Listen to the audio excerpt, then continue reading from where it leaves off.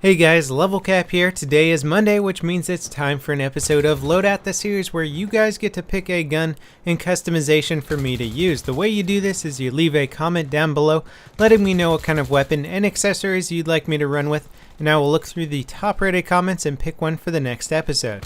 Today's top comment comes from Duke Exeter, who says, "Back to the basics, Loadout. Play any class, use the default weapon with no attachments, M9 or MP443, no equipment, no squad perk. This is a true test of skill. No fancy gadgets and stuff to help. Just you, your gun, and your skills." Now, I found it funny that a lot of the comments in reply to this comment were saying that I was just going to pick the M16A3. Good job. And, I was thinking about it, but the iron sights on the M16A3 are just not enjoyable for me. I don't like them at all. And so I picked the M27 IAR because I actually do like the iron sights on this gun. And I find them to be the most usable iron sights out of any of the default starting guns. That being said, for somebody who's played so much with a red dot sight or a cobra sight, going back to the iron sights, I can tell a huge difference in my ability to track targets. Once I start firing, the muzzle flash gets in the way enough that it becomes quite difficult for me to just track that target and stay on target, especially at medium to longer ranges. I'll just have to mark them, make sure I spot them, and then just aim at the spotted location rather than trying to aim at the actual enemy because I just can't see them. And I realize I'm putting down ammo packs here. Even though it said no equipment, no gadgets, I figured that ammo packs wasn't necessarily breaking the class concept there. And it's just something that's so hardwired into how I play Battlefield. I also knew if I was going to play the medic class, I'd be throwing down med packs constantly. And so you wanted to see a true test of skill. The only thing I used ammo packs for were getting more ammo and basically working on unlocking some gun camos that I haven't quite gotten to yet. Now, I realize for the new players out there who maybe are just getting into Battlefield, it's clear that people are still adopting the game. I see a lot of low-level people playing, and I'm pretty sure all of them aren't just people resetting their accounts. There are some noobs in here, and you guys have got to start out with these base weapons. Fortunately, most of the base guns are really quite good. The Americans especially get the M16A3 and the M27 IAR. Both of those guns are my favorite weapons for those classes in general, but even starting out before you get any of the attachments and upgrades, they're still quite good. The M27 IAR has 45 rounds in a magazine, 46 if you count the one in the chamber, so you got plenty of ammo to deal with enemies, easy to take down 3 guys before reloading. And on top of that, if you do need to reload, it's only a 1.9 second short reload time. And you should almost always be hitting that short reload. If you don't hit the short reload and you actually shoot off every single bullet that you have, it's only going to be 2.5 seconds. Both of these reload times are incredibly fast, faster than a lot of assault rifles for that matter. And so it's just very easy to use in close quarter situations. Now, in addition to having incredibly good magazine capacity and fast reload, it also has some of the least recoil for any of the light machine guns out there. The RPK-74 technically has less recoil, but it also shoots at 50 rounds a minute slower than the M27 IAR, which for me is kind of a deal breaker. But then you have the L86A2, which is the only light machine gun out there that shoots with a little bit more accuracy than the M27.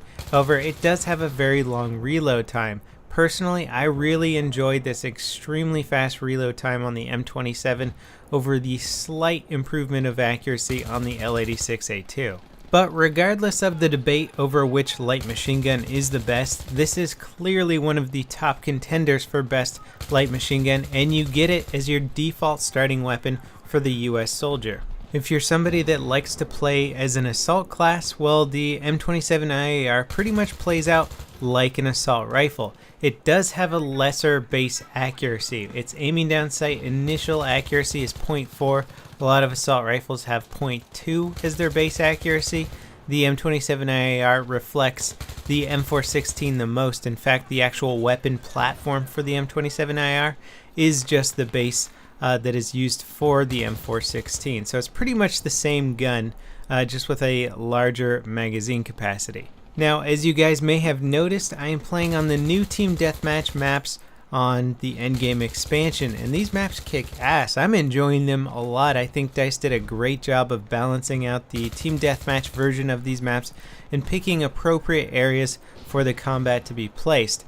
Now, it is true that two of the maps have this warehouse right in the center, so they both play out very similarly, except that the warehouse has got a little bit of different topography inside of it and around it, but for the most part the maps feel very much the same.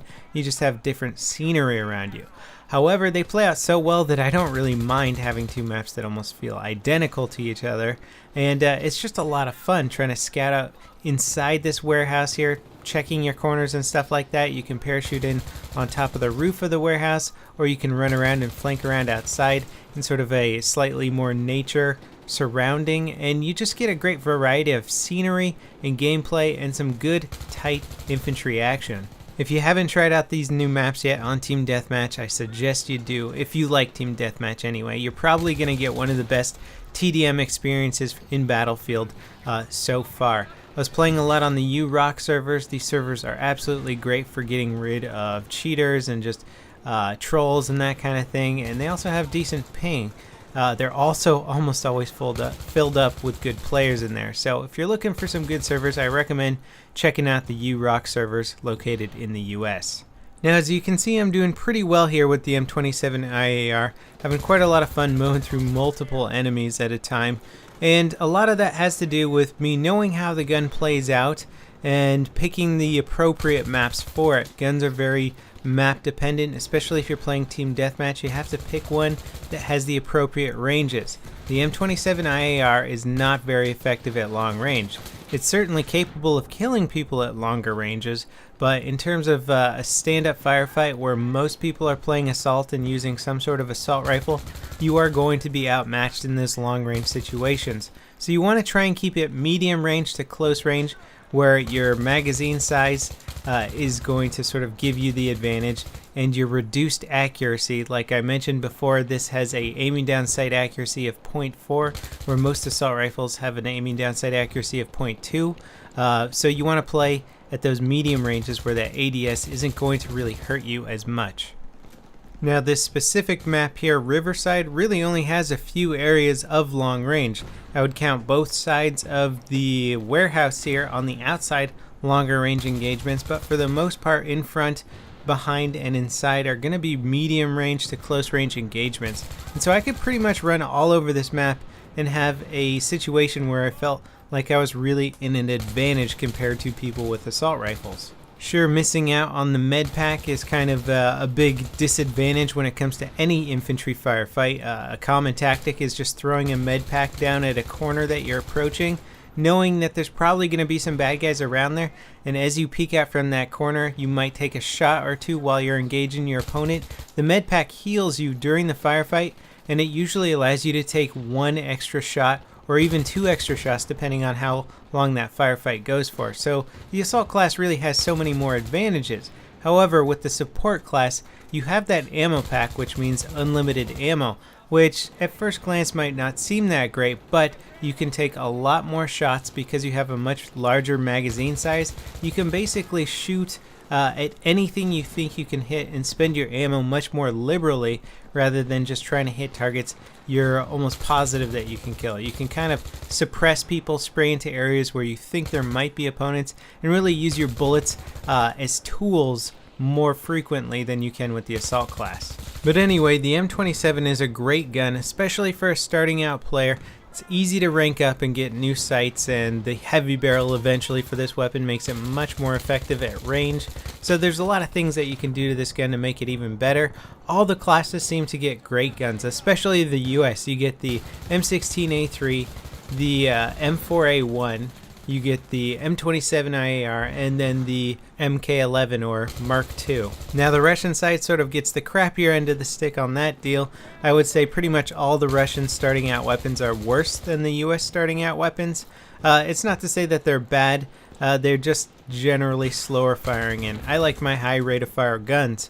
You might have a different preference, but if you play long enough, you can eventually unlock all the starting weapons for both factions. So anyone just getting into Battlefield, remember that you've got plenty of awesome guns to pick from. And that pretty much wraps it up for this episode of Loadout. Remember to leave your comments down below letting me know what kind of gun and accessories you'd like me to run with for the next episode. And I'll see you guys next time. This is LevelCap, signing off.